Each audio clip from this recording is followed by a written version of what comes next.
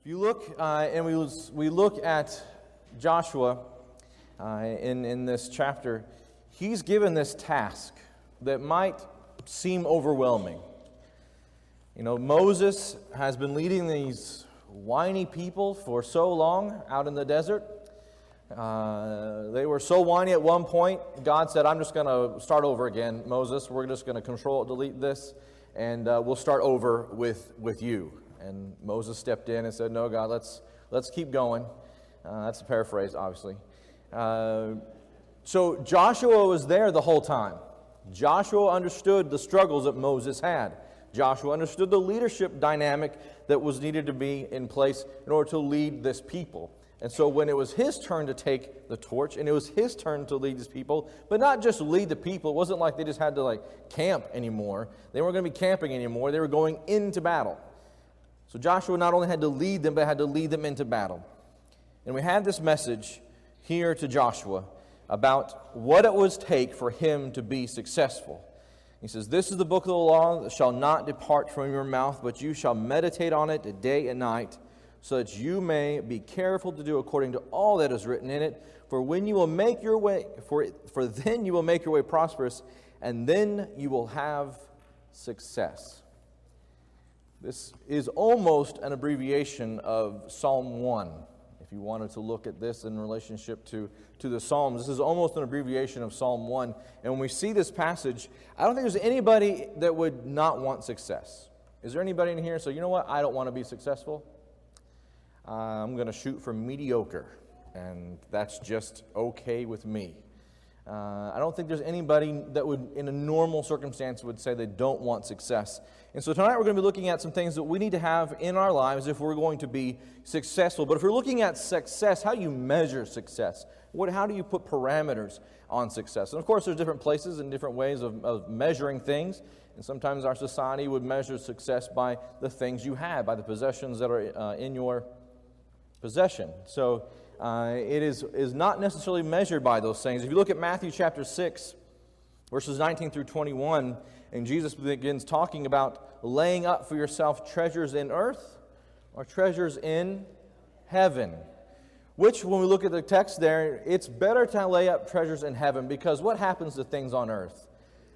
They rust, moth eats clothing, and then people steal your stuff, which happens, and things break, right? It's not going to last forever. Heaven, obviously, is quite the opposite. And then also in Luke chapter 16, we have the story of the rich man and Lazarus. In this life, rich man and Lazarus could not have been more different. The rich man, obviously being rich, had everything his heart could desire, and the Lazarus had dogs licking his wounds. But in death, they were quite different. Lazarus was one who was faithful to God. In this life, he did not enjoy much monetary success. But if you asked the rich man after death who was most successful, what would he say? And then 1 Timothy chapter 6, verses 6 through 10 talks about godliness with contentment is great gain. That the love of money could draw us down a path that would snare us with many toil. So it's those things that are not always the best measure of success. In Ecclesiastes chapter 12, verse 1, we have stated there, remember also the Creator in the days of your youth, before the evil days come, and the years draw near, and you will say, I have no delight in them. And then also in verse 7, then the dust will return to the earth as it was, and the spirit will return to God who gave it, which is a fancy way of saying you're going to die. That's just how things are. But the conclusion of all things is when all has been heard, fear God and keep His commandments, for this is the whole duty of man, as the King James would say.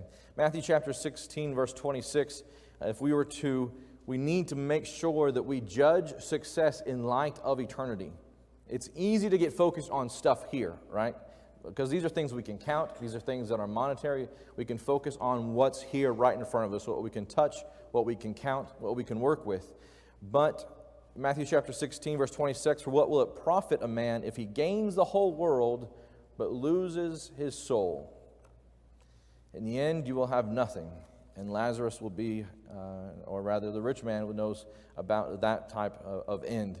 And so when the right standards are used, we need to make sure that we are using those standards. Because as James chapter 4, verse 14 says, that life is but a vapor. We are not going to be here very long. But the Lord intends for us to be successful. And how can we be successful? I would say the first thing we need to have in place to be successful is preparation. I don't know if you've ever prepared for anything. Some of you might have prepared to be here tonight. And some of you have being tonight preparing for tomorrow. And there's always preparations for the things that are coming down the pike. Proverbs chapter 29, verse 18 says, where there is no vision, the people perish. And we see that, obviously, if there's no plan making, if there's no provision, no preparation, then there will be destruction. And Hannah and Samuel is a great example of this. When she's prayed for a child, she says, then I will give him to the Lord all the days of his life. 1 Samuel chapter 1 and verse 11. Also Timothy, Paul talking to him about his childhood, he says, from the childhood you have known the Holy Scriptures. And these are things that were planned for. It doesn't happen by accident. When you're raising a child, you sort of have to plan for things. I know, guys, like your parents make it look easy. Stuff just happens. But there's some preparation into raising children. It's not just bossing kids around, which some of children I know have said that's part of what being a parent is just bossing kids around. But it's more difficult than that. But in that preparation, there will be trials. When you're trying to do something, there will be trials. And what do we do when the devil comes with those trials? James chapter 4, verse 7 says, resist him. But how do we do that? How are we preparing to look for that way of escape that we read about in 1 Corinthians 10:13 when temptation comes? If we're not prepared, we will not be prepared for those kind of things. So Psalms 119 verse 11 says, thy word have I hid in my heart that I might not sin against thee. And this is, by definition, preparation. If you're not hiding that in your heart, if you're not doing those things, then you will not be prepared for those temptations that come. So the first thing that we need to have in place is preparation. The second thing we need to have is faith. Without faith, it is impossible to please Him. That's where we must believe that He is the rewarder of those that diligently seek Him. So without faith, we cannot please God. Romans chapter 6, Paul highlights this struggle sometimes that we seem to have with faith. In this text, he's talking more about the struggle we'd have under the law. But we see that a lot of times. In Romans chapter 6, verse 19, he says, for the good that I want, I do not do. But I practice the very evil that I do not want. And we see that struggle sometimes that we have our faith warring against the flesh. And so we try to do those things. We as the righteous must live by faith, Romans chapter 1:17. It is us as Christians that we should walk by faith, 2 Corinthians 5:7. And we must learn to work by faith. Galatians chapter 5 verse 6 says, for in Christ neither circumcision nor uncircumcision means anything but faith working through love. And so those are things that need to be in place. Faith needs to be in place as we walk, as we work, as we live by faith. Is it any wonder that Paul, when he was able to accomplish so much, in 2 Timothy chapter 1 verse 12, he says, for this reason I also suffer these things, but I am not ashamed, for I know whom I have believed and am convinced that he is able to guard what I have entrusted him until that day. Paul writing this letter while he was in prison, not ashamed of his bonds, not ashamed of where he was, said, I'm not ashamed of this. I'm convinced that God is able to guard what I've entrusted to him. And what was it that he had entrusted to him? But his soul, his very life. And so those things that we need to have in place, we need to be living a life by faith. Paul also we see this attitude in Galatians chapter 2, verse 20, where he says, I have been crucified with Christ. It is no longer I who live, but Christ who lives in me. And the life which I now live in the flesh, I live by faith. I live by faith. Some of you were singing that just now. I'm quite convinced. But as we read that passage, we live by faith. I don't know if you've ever been in a situation where you're convinced you can do something. Anybody ever been convinced, utterly convinced, that this thing that you're about to do will go just as you planned? I saw a young man one time who was convinced, without any shadow of a doubt, that he had the powers of the force. There was a Frisbee coming right for him. It wasn't just any old Frisbee. You know Frisbees like the thin ones they give away, or used to. They don't really do this anymore. They used to give away Frisbees. But I'm talking about the heavy Frisbees that used for disc golf and that kind of stuff. The heavy ones. Industrial Frisbee was coming right for this kid. And I was sort of like 10 feet away, just far enough that there's nothing I could really do but watch the scene unfold. This Frisbee was coming right for, I could see the trajectory. It was lining up nicely with his head.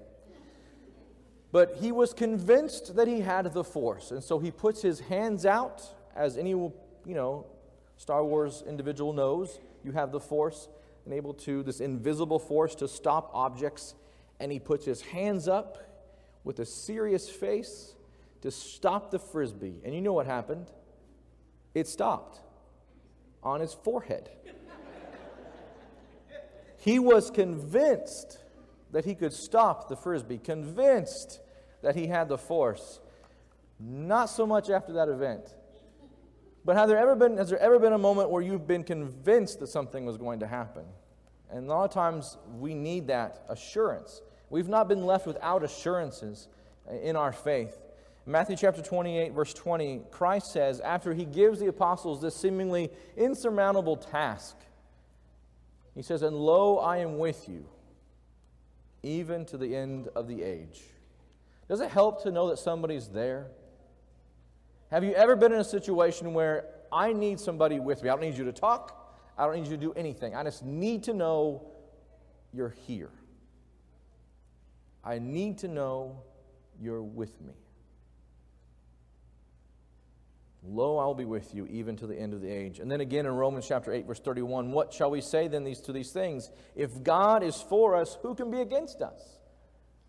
We have this assurance that we can live by faith, so how can we fail? We need to learn to live by the words of Jesus when he says in Mark chapter 9, verse 23, all things are possible to him that believes, except the Force. If you believe in the Lord, then you need to believe that he is able to use and to accomplish his purpose in your life. John chapter 10, verse 10 says that we have a life more abundant in Christ. So we need to have faith, we need to be prepared, we need to have righteousness, right living. A wise man once said, righteousness exalts a nation, but sin is a reproach to any people, Proverbs 14, verse 34. As a nation, as a congregation, as an individual, righteousness needs to be what defines who we are. The psalmist said, as all thy commandments are righteousness. Psalm chapter 119, verse 172. As we mentioned before, the righteous shall live by faith. So to succeed, we must do what is right to be successful in life. We must love godliness and hate all things that are ungodly. And that includes self-interests. There are things that we think we need to do, but we don't live for ourselves. Romans chapter 14, verse 7 says, for no one lives for himself and no one dies for himself. We are a unit. We work together. And there are things that we do and things we don't do for those others in our lives. Paul even went so far to say that he would not eat meat ever again if it offended somebody. I don't know that I'm that righteous, but Paul, of course, was in that scenario. So we need to make sure the things that we're doing right things, not just for ourselves, but doing the right things for others and those around us.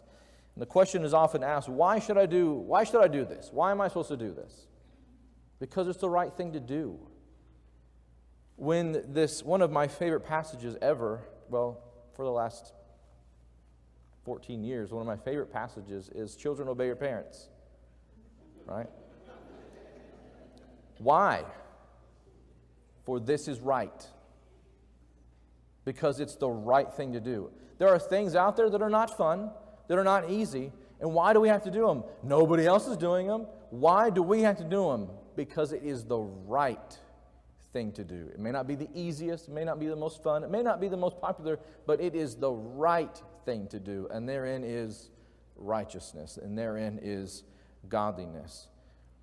Someone says a phrase quite often around here.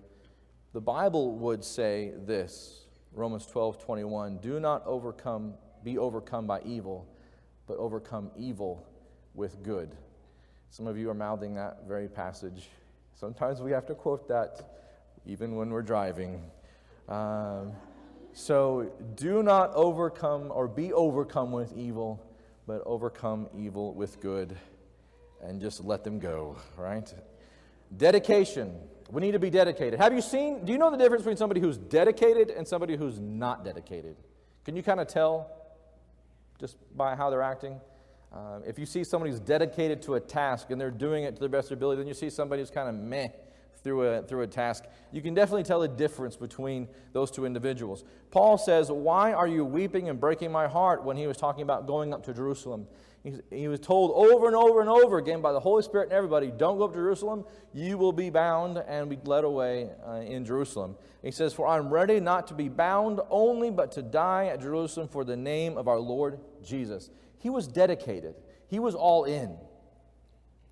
Do you kind of get that reading about Paul, reading about his life, reading the letters? He was a pretty dedicated individual.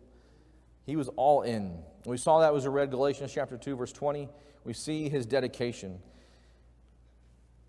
In Philippians chapter 3, verses 7 through 9, "What things are gain to me, these I have counted loss for Christ, for whom I have suffered the loss of all things. I do count them as refuse, that I might gain." Everything, every accolade, everything I've ever worked for, my college degree, my time with Gamaliel, all those things that I ever did, worthless.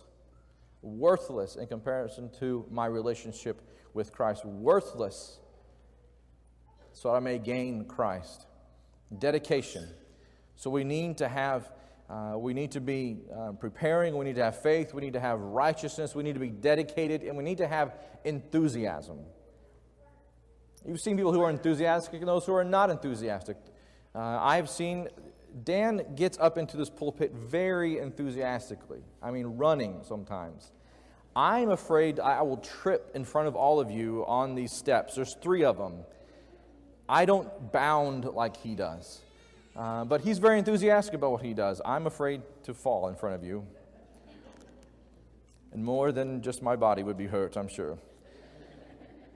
In in Revelation chapter 3, verse 15 and 16, Christ says to one of the churches there, "I know your deeds, that you are neither hot nor cold. I wish that you were cold or hot. So because you are lukewarm and neither hot or cold, I will spit you out of my mouth." They were not enthusiastic. I mean, amongst other things, they were not enthusiastic. They were meh about their relationship with God. They were kind of what-ifs about their relationship with Christ. And that will not cut it. You're all in, you're dedicated, you're enthusiastic, or Do you know the difference? I mean, you've seen people who are enthusiastic about what they're doing. Have you ever seen a kind of laissez-faire salesperson do very well? When a salesperson comes up to you, they're enthusiastic about selling you this 10-year-old used car. Sure, it has 102,000 miles on it. It doesn't matter. They're enthusiastic about selling you this car because enthusiasm sells, right? How about you? Are you enthusiastic about your relationship with Christ? Nah. We sing "All to Jesus I Surrender" as though we're singing a funeral dirge sometimes. I realize that sometimes we get into a rut and we're not focused on what we're doing. But are we enthusiastic when we're singing? Are we enthusiastic when we worship God? Are we enthusiastic? Are people seeing our lives saying they really are into this? So, sometimes enthusiasm is a bit contagious. Ecclesiastes chapter 9, verse 10 says, "Whatever your hand finds to do, do it with all your might." In Colossians chapter 3, verse 23, "Whatever you do, do it heartily as to the Lord, and not unto men." In Mark chapter 12, verse 30, Jesus said, "You shall love the Lord your God with all your heart, with all your soul, and with all your mind, and with all your strength." All in, dedicated, enthusiastic about our service to God. To succeed, one must have purpose in their life and be excited about it. For it is God who is at work in you, both to will and to work for His good pleasure. Philippians chapter 2, verse 13. So we need to make sure that we are enthusiastic about what we are doing. If you really want to succeed, we need to make sure that we have this as our motto, as we read earlier. Whatever you do, do your work heartily as for the Lord and not as to men. To succeed, we must prepare. We must live by faith. We must do what is right, and we must dedicate ourselves for true success and live our life enthusiastically. Walking out of here knowing that Christ says, "Lo, I am with you, even to the end of the world," Matthew 28, verse 20, and live that life enthusiastically. And those are the things that will help us be successful. As we look at Joshua and he has this task to overcome, he says, hold on to the message that I've given you. Hold on to what's been written, and you will have success. We can have success, but it starts with the first step. It starts with the first step, and that is believing in God, believing in Christ, and that is confessing his name before men and putting him on in baptism, repenting of that sin, and becoming a child of God. It starts there at living a life that is successful and living a life that's more abundant, living a life that's enthusiastic about our relationship with him and sharing that message with others. If you need to respond to the gospel, if you need to come forward and put Christ on the baptism of their sins that you need to be repentant of, please come now as we stand and as we sing.